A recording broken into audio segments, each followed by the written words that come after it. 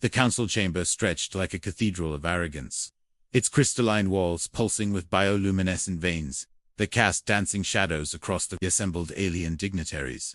Laughter, if the chittering, harmonic resonance could be called that, echoed through the vast space as holographic displays showed the approaching human vessel.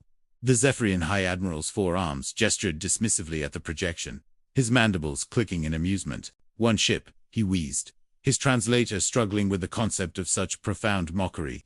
"The humans send one ship against the Hegemony." The crystalline overlord's form shimmered with what passed for mirth among his kind, light refracting through his translucent body in patterns of disdain. Perhaps they wished to surrender in person. He resonated, and the chamber erupted in fresh waves of alien amusement. But aboard the lone human warship, Defiant, Commander Marcus Webb stood motionless on the bridge, his weathered hands clasped behind his back as he watched the alien fleet formations through the main viewport. His gray eyes held no fear, no doubt, only the terrible calm of a man who knew exactly what he carried in his ship's core. The galactic broadcast networks had been covering humanity's last stand for 3 standard cycles now, their commentators ranging from bemused to pitying. The Altarian news anchor's tentacles writhed with barely contained glee as she addressed her trillion-viewer audience. Military analysts agree that this human gesture, while admirable in its futility, represents nothing more than a symbolic sacrifice. The vessel appears to be of primitive construction, barely qualifying as a dreadnought class by hegemony standards. On refugee worlds scattered across the outer rim, human colonists huddled around makeshift receivers, their faces etched with despair as they watched their homeworld's champion approach what seemed like certain destruction. Children clung to their parents, whispering questions no one could answer. Yet in the research stations and military academies of Earth, old scientists and engineers sat in reverent silence, remembering the decades of sacrifice that had gone into creating what now drifted through space disguised as desperation. They had given their lives, their sanity, their very souls to birth this moment.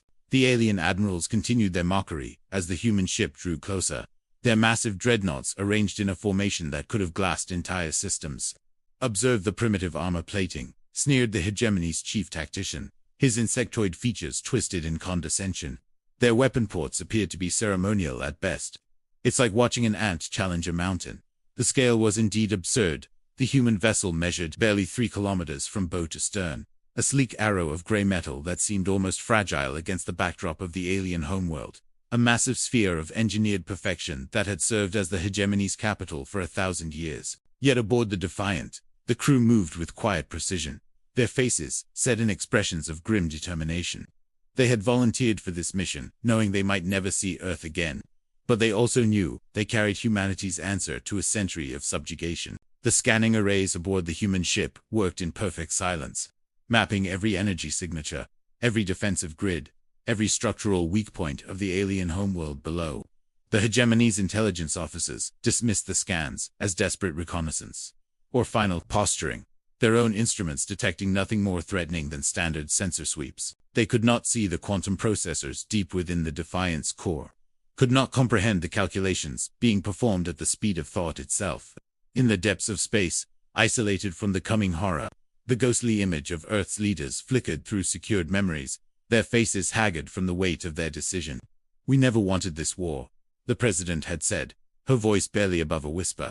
"But we will not kneel, we will not break, and we will never be underestimated again." The first alien salvo erupted like a symphony of destruction, energy bolts the size of city blocks, screaming across space to impact the human ship's shields.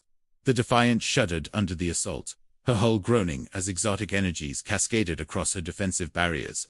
Sparks flew across the bridge as systems overloaded, but Commander Webb never flinched, never moved from his position. The ship's shields held, barely sending ripples of confusion through the alien fleets. Their weapons should have vaporized the primitive craft instantly. Inside the Defiant, Lieutenant Morrison wiped blood from a cut on his forehead and caught his commander's eye. The slightest of smiles passed between them. Phase 1 was complete. They had survived the opening barrage, and now the real work could begin. Across the homeworld's surface, billions of alien citizens watched the battle unfold on massive holographic displays, their various forms united in anticipation of humanity's destruction. Victory celebrations had already begun in some sectors, the arrogance of 1,000 years of dominance making the outcome seem foregone. But in a quiet archive deep beneath the planet's surface, An elderly Zephyrian scholar named Kethval felt a chill run through his exoskeleton. His ancient eyes, clouded with age but sharp with wisdom, studied the tactical displays with growing unease. What if they know something we don't? He whispered to his empty chamber, but his words were lost beneath the roar of planetary celebration. Meanwhile, Commander Webb's voice cut through the chaos of his bridge like a blade. All stations, begin the sequence. The transformation was subtle. At first, hull panels along the Defiant's flanks began to shift and retract, revealing conduits that pulsed with an energy unlike anything the galaxy had ever seen. The ship's entire superstructure seemed to come alive, veins of impossible light racing along its length as systems had never appeared on any schematic powered up for the first time in combat. Alien sensors across the fleet began screaming warnings as their instruments detected power readings that defied known physics. The laughter in the Hegemony command centers faltered, replaced by urgent voices demanding explanations no one could provide. On the galactic news networks, commentators fell silent mid-sentence as their technical advisors flooded their earpieces with increasingly frantic reports. Something was wrong. Something was impossibly, terrifyingly wrong. The human ship rotated slowly, almost lazily, bringing its main weapon array to bear on empty space. Commander Webb stood like a statue as targeting data flowed across his tactical displays, his crew working with the precision of a surgical team. When the Defiant fired her first shot, it was not at the alien fleets. It was at a small asteroid drifting in the system's outer reaches. The beam that erupted from the ship's core was beautiful and terrible, a lance of pure energy that crossed millions of kilometers in an instant. The asteroid, a chunk of rock the size of a moon, simply ceased to exist. Not destroyed, not vaporized, erased from reality itself, leaving behind only empty space and the echo of impossible power. Admiral Zexton, of the Hegemony's primary fleet, stared at his instruments in disbelief, his mandibles chattering with nervous energy.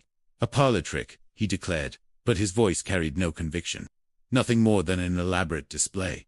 Commander Webb's next words were spoken so softly that only his bridge crew could hear them. Target acquired. The planet killer fired once. A single beam, no wider than a transit tunnel, struck the Hegemony homeworld at its northern pole and burned straight through to the core. For a moment, nothing seemed to happen. The massive sphere continued its rotation, its cities gleaming, its defensive platforms still operational. Then the shaking began, a tremor that started as a whisper and grew to a scream. Mountains that had stood for geological ages began to rise and fall, like waves on a storm-tossed sea. Oceans boiled away in superheated steam. The planet's crust buckled and warped as gravitational forces beyond comprehension tore at its very structure. And then, with a sound that registered on sensors across the system, the world cracked. A fissure appeared at the impact site, hair-thin at first, then spreading with exponential speed across continents, through oceans, around the curve of the sphere, until it met itself on the far side. The Hegemony's capital world, home to trillions, heart of a galactic empire, split in half like a broken egg. Silence. Complete, absolute silence across every communication channel in the system. The alien fleets, moments before so confident in their overwhelming superiority, drifted motionless as their crews stared in shock at the impossible sight before them. Two halves of a planet, still glowing with the heat of their separation, tumbled slowly apart against the starfield. Debris clouds spread outward like the wings of some cosmic angel of death, carrying with them the ashes of a civilization that had thought itself untouchable. Emergency broadcasts filled the subspace networks as news of the catastrophe spread at faster than light speeds to every corner of the galaxy. Commander Webb closed his eyes for a moment, feeling the weight of what they had unleashed settle upon his shoulders. When he opened them again, his voice was barely above a whisper. Message delivered. The shockwaves, literal and metaphorical, spread outward from the shattered world like ripples in a cosmic pond. Alien vessels that had maintained formation through centuries of warfare scattered like frightened fish, their commanders flooding the communication channels with panicked orders and desperate pleas for information. Some ships fled toward the edge of the system, their crews abandoning any pretense of military discipline. Others held position but made no aggressive moves, their weapons powered down in what could only be interpreted as gestures of submission. On worlds throughout Hegemony space, entire populations watched in horror as the feeds from their homeworld cut to static, replaced by emergency bulletins that few could believe. The survivors, those few million souls who had been off-world when the end came, found themselves scattered across the galaxy.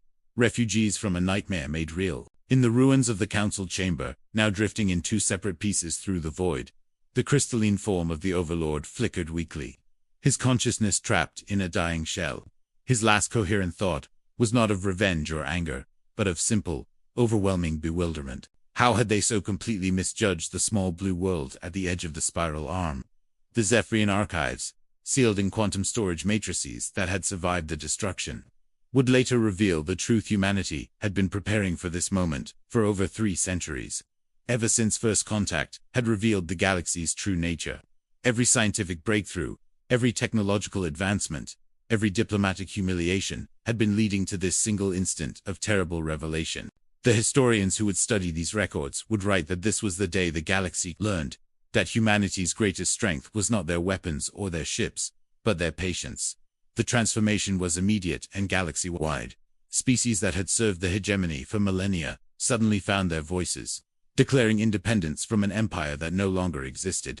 Trade routes that had been controlled for centuries opened to free commerce as old barriers collapsed overnight. On 1,000 worlds, representatives of 100 species began drafting messages to Earth, each trying to find the right words to express their desire for peaceful coexistence. The Altarian news networks, their earlier mockery now seeming like ancient history, worked frantically to establish communication links with human territories. The refugee children who had wept at humanity's apparent doom now drew pictures of the lone human ship, their young minds transforming the instrument of destruction into a symbol of hope and liberation. But aboard the Defiant, there was no celebration. The crew carried out their duties with professional efficiency, but their eyes held the hollow look of those who had witnessed something that would haunt them forever. Commander Webb stood alone in his ready room, staring out at the fragments of the world they had destroyed. His reflection in the viewport showed a man aged beyond his years, gray-haired and lined with the burden of necessary choices. When his first officer found him there, hours later, Webb spoke without turning around. "This is not victory, Lieutenant. This is warning." The message that Earth broadcast to the galaxy that day was simple and clear. "We never sought conflict, but we will never accept subjugation. Let this serve as both ending and beginning. Leave us in peace, or face the same fate." Years would pass before the full implications of that day became clear, but the galaxy had been forever changed. Some species, their warrior cultures, unable to accept humanity's demonstration of power, began planning elaborate revenge schemes that would never come to fruition. Others, recognizing the futility of opposing such devastating capability, chose the path of wisdom and cooperation. Trade flourished, science advanced, and conflicts that had raged for centuries ended overnight, as species found common cause in their shared vulnerability. The human fleet, revealed now to consist of dozens of planet killers hidden throughout known space, served as the ultimate deterrent against large-scale warfare. Peace, it seemed, could indeed be achieved through superior firepower. They had laughed at the human ship, those proud alien lords in their crystal chambers and orbital fortresses. They had mocked the primitive design and questioned the sanity of a species that would send one vessel against an empire. The laughter had echoed through their halls and across their broadcasts, a sound of supreme confidence and casual cruelty. But laughter, like empires, could end in an instant. Now, in the years that followed, when alien children asked their parents about the Great War and the tiny blue world that had changed everything, those same beings would speak in hushed tones of the day the laughter died. They would tell of a single human ship that cracked a world in half, and how the galaxy learned that sometimes the quiet ones are the most dangerous of all.